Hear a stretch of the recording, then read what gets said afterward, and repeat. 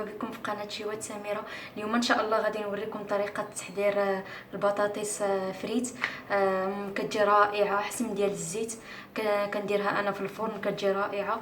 نتمنى تجربوها وتكتبوا لي في التعليق. غادي نحتاجوا واحد 4 البطاطات يكونوا موين متوسطين. غادي نقطعوهم اصابع على هذا الشكل، ما يكونوش غلاظ بزاف.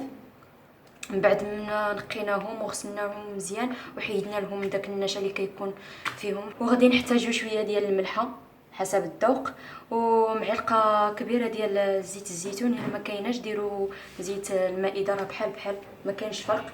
دابا غادي ناخذوا شي كاسرونه يكون فيها الماء واصل درجه ديال الغليان، ودايره فيها شويه ديال الملحه. غادي نرمي فيها هاد البطاطس اللي عندي.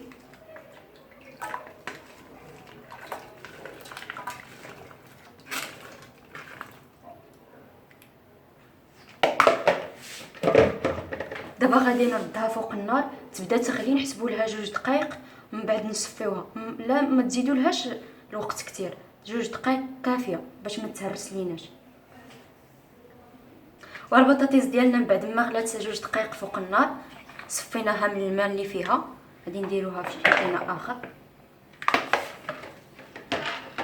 نزيدوا عليها شويه ديال الملحه حسب الذوق،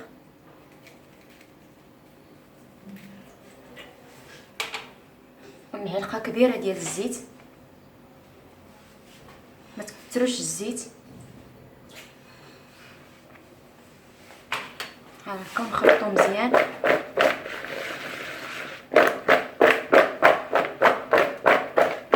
بحال هكا. غادي ناخذ دابا شي لاطه ديال كتدخل الفران، ندهنوها بشويه ديال الزيت. في هذه الاثناء راني دايره الفرن شاعل على 200 درجه من الفوق ومن التحت هكا.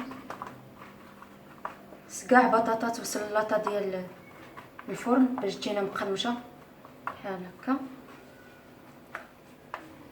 ما تكونش وحده على وحده.